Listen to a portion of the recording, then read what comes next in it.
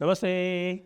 आप सभी से अनुरोध है कि कृपया हमारे चैनल को सब्सक्राइब करें, वीडियो को लाइक करें और नीचे जाकर लिंक को क्लिक करके दी जयपुर डायलॉग्स कोंकण समिति का रजिस्ट्रेशन यदि आप करवाना चाहें तो वहाँ करवा सकते हैं। आज दो विषय पे बात करेंगे। एक तो हमारे माननीय उच्चतम न्यायालय का एक विचित्र सा आदेश और दूसरे ममता बनर्जी का सुप्रीम कोर्ट के प्रति जो आक्रोश है वो एक प्रकार से पूरे मानव मात्र के विरुद्ध विद्वेष में बदलता जा रहा है, उसके ऊपर चर्चा करेंगे। पहले तो जरा सुप्रीम कोर्ट के विचित्र आदेश की बात कर ले कि सुप्रीम कोर्ट जो आपको पता है कि एक एनसीईआरटी की पुस्तक में जुडिशरी में करप्शन का एक चैप्टर था, जिसमें मैंने आपको ये भी उसको पढ़ के भी सुनाया था कि उसमें जुडिशरी के ऊपर कोई आक्षेप नहीं था। उसमें केवल यही था कि जुडिशरी में करप्शन के केसेस आते हैं तो उनको किस प्रकार से निपटाया जाता है।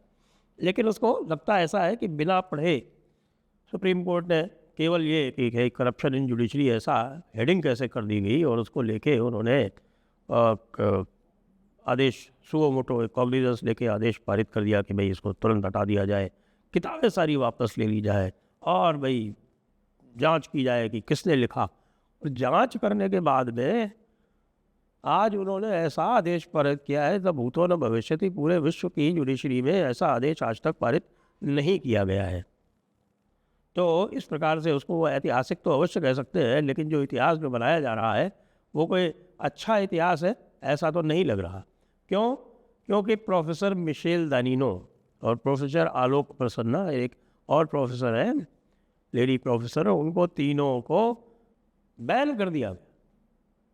ये कहा गया है कि किसी भी सरकारी उपक्रम में, किसी भी सरकारी मंत्रालय में, किसी भी यूनिवर्सिटी में, किसी भी ऐसी यूनिवर्सिटी में जिससे पब्लिक फंड मिलता हो, उसमें उनको कोई काम न दिया जाए। इस प्रकार की कोई कानून नहीं है, इस प्रकार के कोई कानून की अवधारणा नहीं है कि आप किसी का करियर जो है वो सदैव के लिए समाप्त कर दें। और इस प्रकार की भी कोई अवधारणा नहीं है कि किसी को बिना सुने आप उसे सज़ा दे दें। लेकिन आपने कर दिया। क्यों? क्योंकि साहब सर्वशक्तिमान है आप, परम स्वतंत्र न सिर पर कोई, परम स्वतंत्र न सिर पर कोई। भैया जो परम स्वतंत्र होता है और जिसके सिर पर कोई नहीं होता है, वो आपको ध्यान हो कि ये परम स्वतंत्र न सिर पर कोई किसने कहा था? वो नारद जी ने भगवान विष्णु को कहा था। लेकिन भगवान विष्णु तो न्यायप्रिय है, तो नारद जी ने उनको श्राप दिया, उन्होंने सहर्ष स्वीकार किया। अब इनको कौन श्राप देगा भाई? कि आप अपनी छोटी सी आलोचना से इतने विचलित हो गए कि आपने एक नया तानाशाही तुगलकी आदेश ही कर दिया। कल को तो आपको कोई भी इस प्रकार से अगर आलोचना करेगा, मान लीजिए किसी समाचार पत्र ने आपकी आलोचना कर दी, तो क्या आप ये कह देंगे कि साहब कि इस समाचार पत्र को कोई भी नहीं खरीदेगा या इस समाचार पत्र को बैन किया जाता है? कमाल ही कमाल है भाई। इसी तरह का कुछ चल रहा है उधर बंगाल में। तो बंगाल में जो चल रहा है उस पर हालांकि कोई विशेष आपत्ति इसलिए भी नहीं हुई क्योंकि बंगाल में जो कुछ चल रहा है वो ममता दीदी ने ही एक तरह से उसको आमंत्रित किया है। और वो आमंत्रण उन्होंने इस प्रकार दिया कि उन्होंने इतना ज़्यादा असहयोगात्मक रुख अपनाया इलेक्शन कमीशन ऑफ इंडिया के साथ में कि एक अपवाद के रूप में सुप्रीम कोर्ट को वहाँ पर जुडिशल ऑफिसर्स को अपॉइंट करना पड़ा। जुडिशल ऑफिसर्स को अपॉइंट कर दिया गया। तो जुडिशल ऑफिसर, जहाँ तक मेरी जानकारी है, वो ये है कि भाई वो जो उनके अधिकारी थे उनसे भी अधिक सख्ती से पेश आ रहे हैं। और ममता दीदी को समझ में नहीं आ रहा क्या किया जाए। उसके बाद फिर उन्होंने एक और एप्लीकेशन लगा दी कि साहब इसकी अपील का कोई प्रावधान नहीं। अब उसकी अपील के लिए भी एक एपीलेट ट्राइब्यूनल जो है वो चीफ जस्टिस को कहा गया है कि भाई आप पूर्व जजेस इत्यादि को लेके कोई अपील का भी प्रावधान रखें, इत्यादि इत्यादि, ये सब वहाँ चल रहा है। बीच में ममता दीदी ने एक ऐसा कार्य कर दिया जिसकी कोई सुओ मोटो सुनवाई नहीं हो रही और जिसको किसी ने फ्लैग भी नहीं किया है। उन्होंने सीधे सीधे हिंदू समाज को कह दिया। जी हाँ, हिंदुओं की एक सभा में वो थी जिसमें हिंदू समाज खुल के उनका विरोध कर रहा था। ऐसा दिख रहा था उसमें, जो भी उसके सभा के जो वीडियो इत्यादि आए हैं उसमें ऐसा लग रहा है कि उनको उनका विरोध किया जा रहा है उस सभा में। ऐसा पहले नहीं होता था कभी भी। पहले किसी की हिम्मत नहीं थी कि ममता दीदी के विरुद्ध कुछ भी कह सके, कुछ भी बोल सके। यहाँ तक कि कुछ भी सुन सके, क्योंकि उनका जो प्रतिशोध होता था वो बड़ा भयंकर होता था, तो सभी डरते थे। उन 2021 में भी उन्होंने बड़ा भयंकर प्रतिशोध लिया था उन सभी से जिन्होंने उनके लिए वोट नहीं किया था, और उस समय की याद सभी के मन में ताज़ा है। और उसके लिए आज तक भारतीय जनता पार्टी को न केवल दोषी ठहराया जाता है कि भारतीय जनता पार्टी से लोग आज तक क्षुब्ध हैं कि उन्होंने कुछ भी नहीं किया, यहाँ तक कि उन्होंने अपने स्वयं के कार्यकर्ताओं को, जिनको कि ममता दीदी के प्रतिशोध का सामना करना पड़ा, उनके सहानुभूति में भी उनके मुख से कुछ भी नहीं निकला। तो इस सभा में ममता दीदी ने एक ऐसा वाक्य कहा जिससे जो दिखाता है कि भाई ममता दीदी तो बिल्कुल जिन्ना की तरह प्रतिशोध की मुद्रा में आ गई, और कह रहे कि भाई अगर मैं नहीं रही तो जो वो दूसरी कम्युनिटी है वो 1 सेकंड में तुमको सबको ख़त्म कर देगी। उसके तुरंत बाद महुआ मित्रा आती हैं और महुआ मित्रा कहती हैं उस स्थान से नहीं, दूसरे स्थान से, कि जो कोई भी तृणमूल को सपोर्ट नहीं करता है, समर्थन नहीं करता है, उसका पश्चिम बंगाल में कोई स्थान नहीं। ये दिखा रहा है कि साहब कि हमारा जो पूरा लोकतंत्र है, मैंने आपको सुप्रीम कोर्ट का तानाशाही आदेश सुनाया, और यहाँ पर आप देख रहे हैं कि ममता दीदी की तानाशाही जो है वो किस तरह से सारी सीमाएं तोड़ती जा रही है। ये दिखा रहा है कि ये तथाकथित जो लोकतंत्र है इसका भविष्य भारत में बहुत उज्जवल है नहीं। वो इसलिए भी नहीं है क्योंकि पार्टियां जो हैं वो या तो पूर्ण तुष्टीकरण में लगी हुई हैं या पूर्ण तानाशाही में लगी हुई हैं, जैसा भी अवसर मिले उनको। और इसमें कोई भी पार्टी अपवाद नहीं है, सारी पार्टियां जो है इस समाज में सब नंगे हैं। लेकिन विशेषकर से ये जो कहा गया कि भाई 1 सेकंड में 1 सेकंड नहीं लगाएगी दूसरी कम्युनिटी तुमको ख़त्म करने में, तो मुझे तो भाई डायरेक्ट एक्शन डे की याद आ गई। ये क्या ममता दीदी का डायरेक्ट एक्शन डे होगा?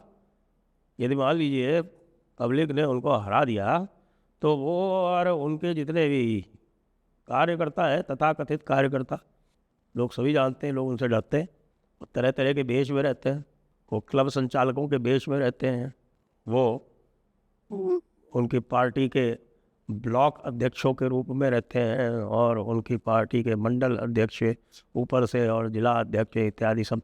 वो पूरा एक बड़ी वेल ऑयल्ड मशीनरी है जिसने एक एक मतदाता की मैपिंग कर रखी है। एक मतदाता की मैपिंग, इस तरह की मैपिंग पूरे देश में कहीं भी और नहीं है।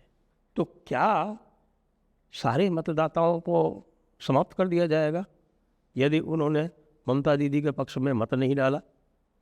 या फिर ममता दीदी वाकई घबराई हुई है?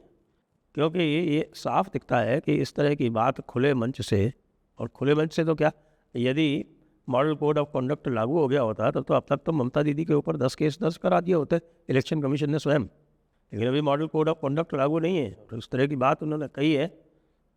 फिर भी लोगों के पास अवसर भी है, लोगों के पास में कानूनी प्रक्रिया में जाने का एक कॉज ऑफ एक्शन भी है, सब है। लेकिन फिर भी कोई कर नहीं रहा है। क्यों नहीं कर रहा है? मैंने जानकारी की कि भाई क्यों नहीं कर रहा है। लोगों को अब ऐसा लगने लगा है कि भाई ये तो जा रही, और ऐसा लग रहा है इस कृत्य से और इस कथन से कि ममता दीदी को स्वयं आभास होने लगा है कि भैया उनका मामला चंद गिने चुने दिनों का है। तो वो खुली धमकियों पर उतर आई है। इससे खुली धमकी हो नहीं सकती, और इससे कुत्सित धमकी नहीं हो सकती कि अगर मैं नहीं रही तो मैं फिर क्या करूँगी। यही मतलब है, सीधे सीधे धमकी दी जा रही है। और क्या है कि ये तुमने मुझको वोट नहीं दिया और मैं मुख्यमंत्री नहीं रही तो तुम्हारा क्या होगा। वैसे उनको जो लग रहा है, मैं याद दिला दूं कि इस प्रकार की बात मोहम्मद अली जिन्ना और सोहरावर्दी ने भी की थी, और सोहरावर्दी के पक्ष में कई लोग थे। यहाँ तक कि जो शेड्यूल्ड कास्ट फेडरेशन जिसके के नेता, जिसके के अध्यक्ष डॉक्टर BR अम्बेडकर हुआ करते थे, तो उसके जो बंगाल वाले अध्यक्ष थे जोगेंद्र नाथ मंडल, शेड्यूल्ड कास्ट फेडरेशन ने ऑफिशियली डायरेक्ट एक्शन डे का सपोर्ट किया था। जिन लोगों को ये तथ्य ना मालूम हो वो अच्छी तरह से इसको नोट कर लें और इसको वेरीफाई कर लें। और वही जोगेंद्र नाथ मंडल थे जो बाद में निकाले गए थे, भाग के आए थे, उसी पाकिस्तान से निकल के यहाँ आए थे, जबकि कि मुस्लिम लीग के साथ उन्होंने पूरा कोऑपरेशन किया था। मुस्लिम लीग ने डॉक्टर BR अम्बेडकर को बाहर से सपोर्ट देके, बाहर से समर्थन देके कॉन्स्टिट्यूएंट असेंबली में सीट जितवाई थी और जोगेंद्र नाथ मंडल को शेड्यूल कास्ट फेडरेशन की ओर से मुस्लिम लीग के कोटे में लॉ मिनिस्टर बनवाया गया था। जी, कौन भूल सकता है ये बातें? वही जिनका कि ब्रेन वॉश किया जा चुका है वही बोल सकते हैं इसको। और अब वही डायरेक्ट एक्शन डे की धमकी सीधे सीधे चीफ मिनिस्टर की तरफ से आ रही है। मुझे तो सोहरावर्दी की याद आ गई। भाई सोहरावर्दी ने भी इसी तरह की बात कही थी, इसी तरह के काम किए थे और अंग्रेज़ों ने उनके साथ में सहयोग किया था। और अब ममता दीदी इस प्रकार की बात कह रही हैं, लेकिन क्या उनके सहयोग के लिए भी कोई है? वे उनके सहयोग के लिए केंद्र सरकार तो नहीं है कम से कम। लेकिन केंद्र सरकार को तो हम कब से कह रहे हैं कि भाई इस अलोकतांत्रिक सरकार को डिसमिस करो, वो सुनते ही नहीं है। वो अपनी कैलकुलेशन करते रहते हैं, जोड़ घटा। तो इसका संज्ञान लेना आवश्यक है। और हम सभी लोग जो यहाँ बैठे हुए हैं वो इस प्रकार से सीधे सीधे पब्लिक को मारे जाने की धमकी यदि दी जा रही है किसी चीफ मिनिस्टर के द्वारा। आपको ध्यान है कि जब 15 मिनट की बात की थी अकबरुद्दीन ओवैसी ने, तो उसके खिलाफ कितने केस हुए थे और उसको ट्रायल भी झेलना पड़ा था। लेकिन भाई यहाँ तो मैं अभी तक पश्चिम बंगाल से तो किसी प्रकार की ध्वनि आते ही नहीं देख रहा हूँ। तो हमारे पश्चिम बंगाल के भाई बहनों, इसको आप इस तरह से ना जाने दें। बाय डिफ़ॉल्ट इसके प्रति, इसके विरोध में आपको कुछ तो बोलना चाहिए। जय हिंद, जय भारत, वंदे मातरम।